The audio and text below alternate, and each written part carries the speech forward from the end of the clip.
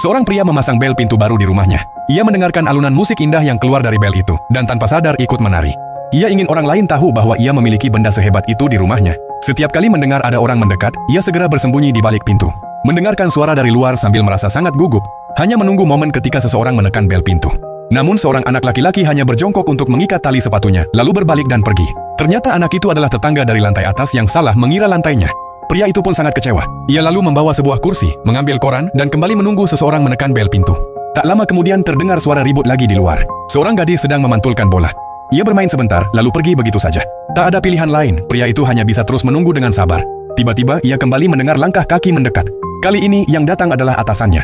Atasan itu menaiki beberapa anak tangga hingga berkeringat deras, namun sama sekali tidak memperhatikan bel pintu dan malah mengetuk pintu dengan tangannya. Pria itu sangat cemas, tetapi sang atasan mengira tidak ada orang di rumah karena tak ada respons. Akhirnya berbalik dan pergi.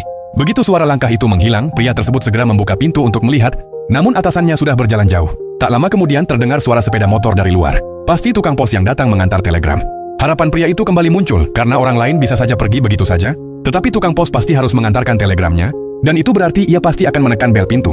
Tukang pos naik ke tangga dan mengetuk pintu dengan pelan. Ia menempelkan telinganya ke pintu dan bisa mendengar dengan jelas ada seseorang bergerak di dalam. Ia pun mengetuk lebih keras, membuat pria di dalam terkejut. Demi menjalankan tugasnya, tukang pos mengetuk semakin keras. Pria itu menjadi sangat kesal dan ikut mengetuk pintu dengan penuh emosi. Akhirnya mereka berdua sama-sama menghantam pintu dari sisi masing-masing. Tak tahan lagi, pria itu membuka pintu dan langsung menerobos keluar. Tukang pos dengan cepat menyerahkan telegram kepadanya. Pria itu menerima telegram tersebut dan perlahan mulai menenangkan diri. Tukang pos lalu memberikan pena, dan setelah pria itu menandatangani, tukang pos pun berbalik dan pergi. Namun tiba-tiba pria itu mendapat sebuah ide. Ia segera menarik tukang pos kembali dan memamerkan bel pintu barunya. Tukang pos tidak mengerti maksud pria itu, tidak bereaksi apapun, lalu kembali pergi. Pria itu terus menatap bel pintu tersebut, menunggu musik indahnya berbunyi. Namun tukang pos itu tak pernah kembali untuk menekan bel pintu lagi. Menyadari bahwa tak seorang pun peduli pada bel pintu barunya yang mahal, pria itu pun merasa sangat kecewa. Pertanyaannya, apakah ada bel mahal seperti ini di rumahmu?